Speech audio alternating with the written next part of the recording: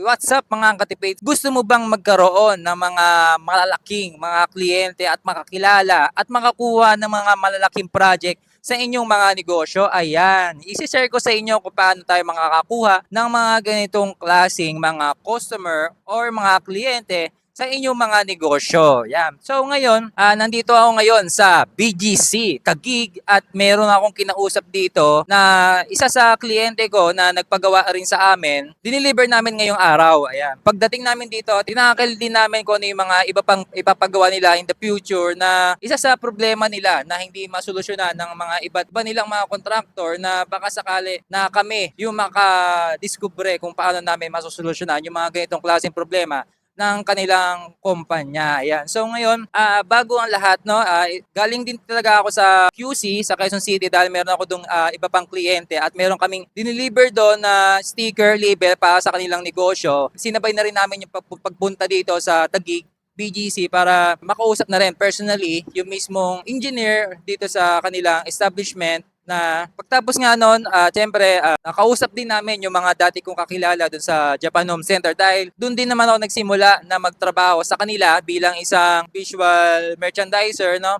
So, doon din ako tumagal. Yun din ang uli kong trabaho bago ako naging isang negosyante sa kanilang kumpanya, no? So, marami rin ako na-experience na kakaiba or marami rin akong natutunan sa kanila na malaking naitulong din sa akin nung nagsimula ako ng negosyo. Ay, kinuwentuhan ko lang kayo kung ano nga ba yung mga backstory at mga ano pa ba yung mga pwede kong ibahagi sa inyo. No, ngayon, nagkaroon ako ng pagkakataon na makapag-content dahil ay pinayagan tayo ng guard dito. Actually, dapat bawal talaga dito. Pero dahil isa tayo sa contractor or supplier nila, ay pinayagan tayo ng mga security guard dito. No? So ngayon, ipapakita ko sa inyo kung ano nga ba yung bakit kami pumunta dito sa kanilang kumpanya para kung ano nga ba yung pwedeng solusyon dito sa balak pagawa sa amin ng aming client. Ayan. So ngayon, i-share ko lang sa inyo. Mamaya i-explain ko sa inyo kung paano tayo makakakuha ng ganitong klaseng mga malalaking kliyente sa inyong mga negosyo. Alright. Ito nga, ipapakita ko sa inyo kung ano nga ba yung balak ipagawa sa amin na pinoproblema na rin na napakatagal na nitong kliyente ko na to. No? Sana masolusyonan namin at mabibigyan ko ng solusyon yung problema nila sa pagdating sa ganitong mga klaseng problema. No? Simula nung ginawa kasi itong building ay wala na talagang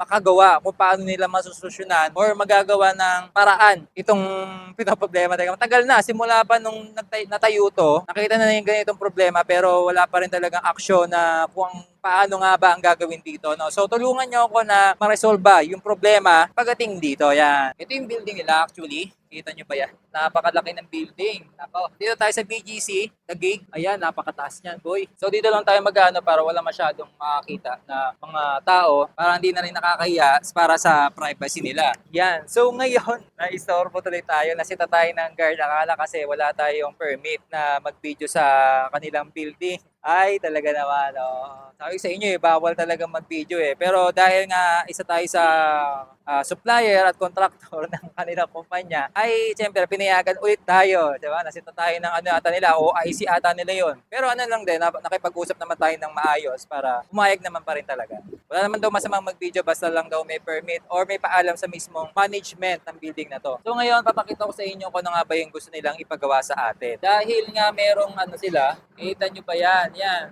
Kita nyo ba yung dumi na yan? Ayan, yung dumi na yan, yan yung gusto nilang pagawan sa amin ng paraan. So meron na kaming mga ibang option dyan na possible na pwede namin gawin. Pero nagkakaroon kasi kami ng, ayan, ito nga, basag pa nga itong isa. So mahaba pa yan, meron pa doon. Hanggang doon, tapos palibot dito, yung gusto nilang ipagawa. Siyempre tayo mga, ako bilang isang may-ari ng negosyo, siyempre kailangan talaga natin na kailangan pa rin natin ibigay natin kung ano yung abay na narapat sa kanila. Pwede namin gawin yan, bigyan ng solusyon, may naiisip na kami, pero yung ibibigay kasi namin na quality at services, na naiisip namin na paraan na dikitan, kasi gusto nila kasi dikitan lang ng sticker. So ngayon, kapag sticker lang kasi ang dinikit namin dyan, ang mangyayari kasi yung sticker na possible na available lang sa mga supplier ay talagang mabilis kumupas or hindi talaga siya tatagal ng permanente na same dun sa quality, color gray. May pagka-gray siya pero parang kasing tone ng gray pagdating sa ganitong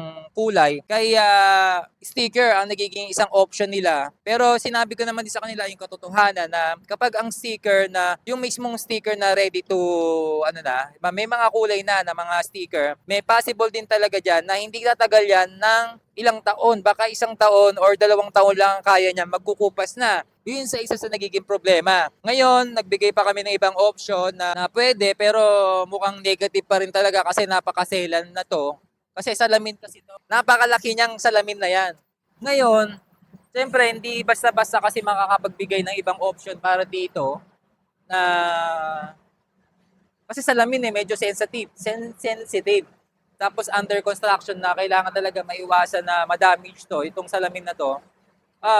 Mas malaking charges kapag nangyari. Kaya merong mga contractor din silang mga nakakausap na same industry, printing business rin, pero nagkakaroon sila ng problema or parang tinatanggihan talaga yung ganitong klaseng proyekto. Kasi napakahirap talaga, tsaka sila rin naman totoo na nakwento ko nga si ma'am kanina, which is yung engineer nga dito sa establishment na talagang hindi talaga tatagal yung sticker kung sticker yung ikakabit natin. Pero magbibigay pa kami ng ibang option na pwede namin i-try na baka sakali na pwede. Sticker din naman siya pero kailangan lang din talaga tumagal yung quality nung printout or yung mismong same ng kulay na makukuha natin pagdating sa ganitong klaseng establishment. Color tone na gray. Ayan, kung mapapansin nyo. Kaya sana masolusyonan namin yung ganitong problema na malay natin. Kasi medyo malaking project to kung sakali. Kung papasin nyo man, napakalaki niyan. Napakalaki. Ano yan, hanggang doon sa pangatlong tubo. Ayan,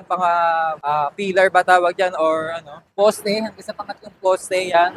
Tatlo, isa, dalawa, tatlo. Hanggang doon sa dulo. Ayan. Pero yun lang yung part na lalagyan natin ng sticker na kailangan lang makover kasi may dumi. Kung makita nyo naman sa video kanina, di ba, na paano natin masusolusyonan. Ayan. Siyempre, bilang isang entrepreneur, lahat naman ng mga problema na mga dumarating sa atin bilang isang negosyante ay nagagawa naman natin ng paraan. Pero kapag talagang hindi talaga kaya, i-explain na lang natin kung ano nga ba yung mga possible na baka yung ibang mga services or mga ibang kumpanya ay kaya nilang gumawa nung ganito mga problema. Magbibigay na tayo ng mga suggestion sa kanila na kung sakali talagang hindi talaga natin kakayanin. Sa amin na parang hindi talaga magiging okay or yung magiging quality nung gagawin namin, hindi na namin itutuloy kasi ayaw din naming mapahiya sa aming mga kliyente na masira lang dahil dun sa ganong klaseng serbisyo na ibinigay namin para lang kumita yung aming negosyo. Siyempre, 'di ba? Kailangan pa rin namin ma-maintain yung credibility namin, yung tiwala ng mga kliyente sa amin na kahit hindi namin makuha itong project na to, at least nandun pa rin yung tiwala at hindi nasira dahil lang sa palpak na trabaho na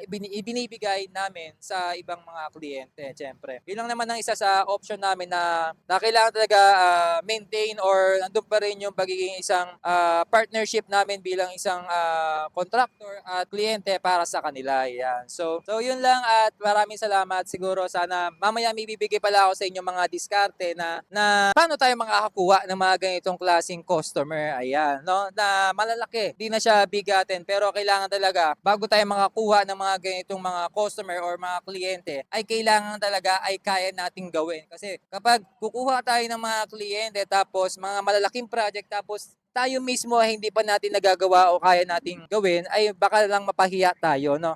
Yun pa rin isa sa magiging isang option na kailangan talaga buo yung tiwala natin at meron tayong kakayanan na gawin yung mga ganitong klase mga proyekto na hindi magkakaroon ng mga problema sa bawat transaction natin sa mga kliyente natin. Yun lang, babiyahin na kami papuntang Cavite. Yun lang at maraming salamat. Let's go!